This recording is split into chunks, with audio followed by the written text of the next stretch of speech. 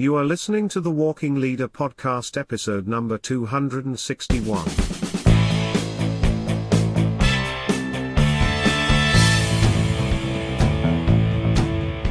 Hello, I am your host, David Guerra, and I welcome you back to another episode of the Walking Leader podcast. As always, the Walking Leader podcast is for you, current and future leaders, to help give you the tools to help you succeed as a leader in your organization as well as in your personal life. The tools of the Walking Leader focus on getting you up and out from behind your desk and out onto the front lines where those you lead, because that's where they are every day. They're in the trenches, day in and day out. And as a leader, attention leaders, in case no one told you, I'm telling you now, it is your responsibility to know how the battle is going, and there is no better way to know than to be out on the front lines where the bullets are flying. So get out there. And now, without delay, let's get this episode started. As living, breathing human beings, there are three things we all have in common. We can choose to be positive or negative. We like to live the life we are living, and we do not like being told what to do. Of course, the amount of attention we give one or the other will vary in our lives, but we all share these three things. Now, obviously, there are more things we as humans share, such as living, loving, and wanting to be better. Never forgetting, we also have just as many, if not more, things that we do not have in common. And that's what makes us unique. Unique in how we approach receiving feedback, both solicited and unsolicited, is what separates us from the rest of the animals. Now, in case you did not know, I want to share with you this gold nugget when it comes to feedback. And I found this on the forimpact.org website titled, in their article titled, 3 Types of Feedback. And it comes from the book, Thanks for the Feedback by Douglas Stones and Sheila Heen. Quote, feedback comes in 3 forms. Appreciation, thanks. Coaching, here's a better way to do it. And evaluation, here's where you stand. End quote. Now, of course, in some cases, how we deal with the solicited and unsolicited feedback or how it is delivered could quickly, affect those with the amateur mindset. And on the same level as a shiver of sharks in the middle of a feeding frenzy. That's what they're called. A group of sharks is a shiver. Now, no sense of decency, calmness, or patience, but an all-out attack on those who dare say something negative, whether it's perceived, whether it's misunderstood, or actually it's negative about us. It's just what happens. Now, the amateur does not have the knowledge, the experience, and the wisdom to escape the ability from either physically or verbally assaulting someone who dares offer any form of feedback, let alone criticisms. Now, unfortunately, the individual deeply rooted in an amateur mindset has no problem and knows exactly how to react when it comes to receiving feedback. And for those that take reacting to feedback to the extreme, they can almost always smell the blood in the water long before anyone even thinks about opening their mouth to say anything close to appearing like feedback or criticism. Now, the Oxford Languages website shares the definition of criticism as, quote, the expression of disapproval of someone or something based on perceived faults or mistakes, end quote. So, growing up, story time. As a teenager or young adult, like almost all teenagers and young adults, I thought I knew it all. Seriously, I thought I knew it all. Unfortunately, as I was lacking the knowledge, experience, and wisdom, there were plenty of times that I just had to find out for myself. Of course, there were times that, to this day, still find myself saying to myself, if I had only listened to those that were providing the unsolicited feedback. But then back then it was all unsolicited. And as I knew everything, why would I ask anyone for anything? I knew everything. Now, please do not get me wrong. I now know I had to experience the losses in order to get the wins. But all those years ago, no one could say anything to me without getting a dirty look, a sharp tongue, or a flat-out disgust flung right back at them. Now, that was my amateur mindset at work. Of course, my time in the military in the U.S. Army gave me plenty of losses and wins. And after completing my hitch with the U.S. Army as an infantryman, I realized that there were more wins on my side. But again, that was when I was in the Army. You look back. Now, out of the military, I had to start over. I had to start over in civilian life.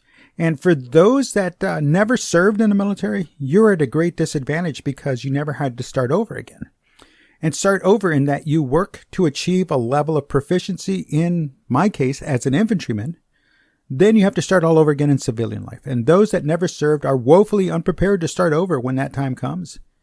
It most certainly is coming. If it hasn't come to you yet, it will come. And there'll be more to come. It's happened to me over the years.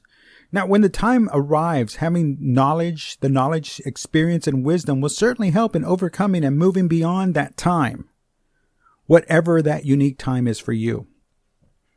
Growing older, gaining valuable experience, and becoming somewhat wiser, I hope I've learned that by adding humility to my reactions, especially to feedback, it increased the level of appropriate or correct response to that solicited and unsolicited feedback. Now, do not for 1 second make the mistake in believing that humility is an overnight delivery. It takes a long time. And even to this day, I'm still working on and building upon the progress I've made so far. Again, it's a long process. And I am by no means saying it's going to be easy. Then again, I'm not saying it will be difficult.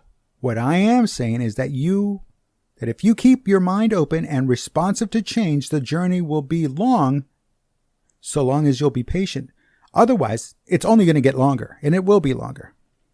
Now, for those with an amateur mindset, they take any kind of feedback, whether constructive or spiteful, or whatever they want to call it, and view it as a criticism.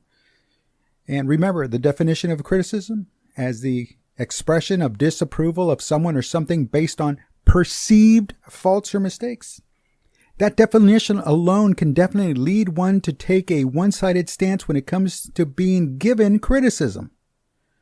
While no one can truly be faulted for taking a negative reaction to criticism that is under the guise of feedback, then again, when most people give feedback, they do so in a manner that to the bearer of the feedback, the one that's giving it, their intent was purely not to jab, not to poke or harm. Yet, to the amateur mindset individual, that feedback comes across as an all-out frontal assault and let the feeding frenzy begin. All bets are off.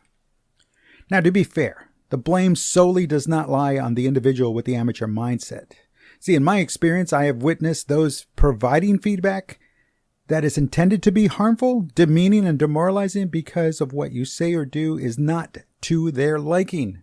There's people out there that'll do that. Now that you and I cannot help. I cannot help it, you cannot help it, but you can do something about it. And this applies to the amateurs and professionals alike. It's real simple. Remove yourself from the firing line. The firing line of those passive-aggressive or aggressive-aggressive behavior individuals. And once you remove yourself, you stop going to them for their approval. Those that are being hurtful, demeaning, or demoralizing, they're going to find themselves without the audience that feeds them those tears to drink. The audience, and that would be you, that has given them power and attention for so long is now gone, and they have nothing left to say to anyone, especially to you. Now, once the hurt, the anger, and the feeling of deceit is gone, then can the amateur continue to grow beyond what they are now.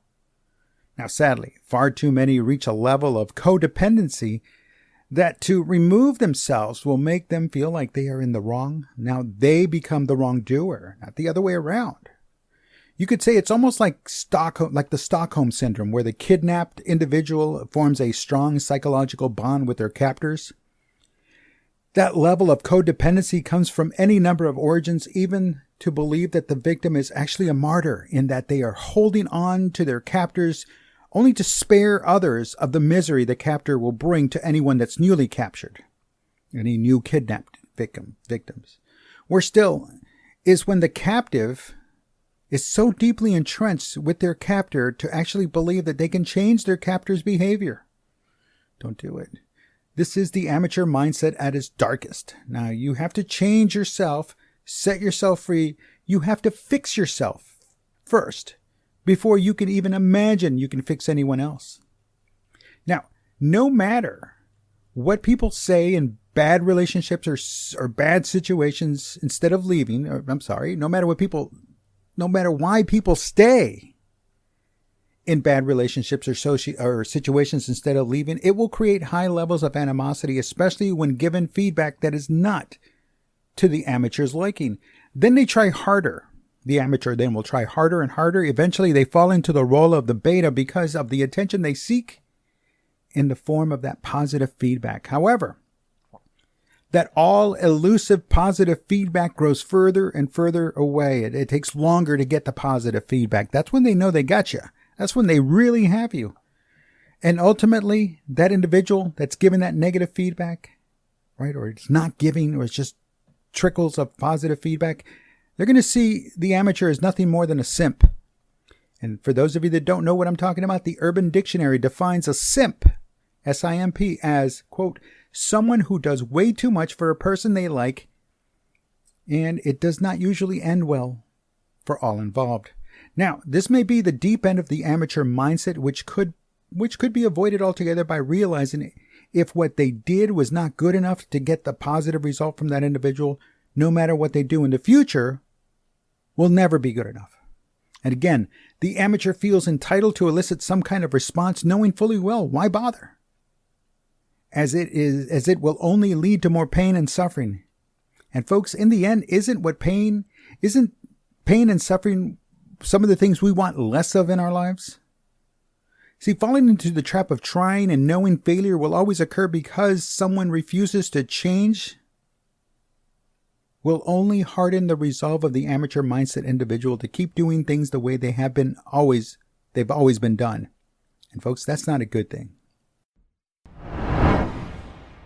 Well, that's it for this episode of the Walking Leader podcast. If you have any comments or questions, please don't hesitate. Drop me an email at dave@daveguerra.com or leave me a voice message at the Walking Leader hotline at 956-720-0060. Or reach out to me on Twitter at Dave Guerra, all one word. That's the @ symbol, Dave Guerra. That's my name, and I look forward to hearing from you.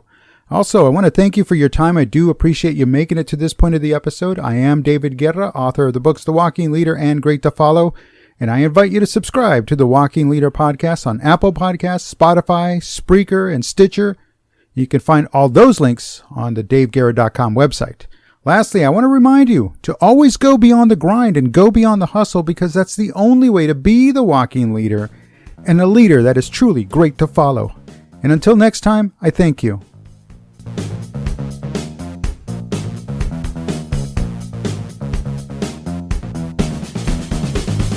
The Walking Leader podcast is a David Guerra presentation.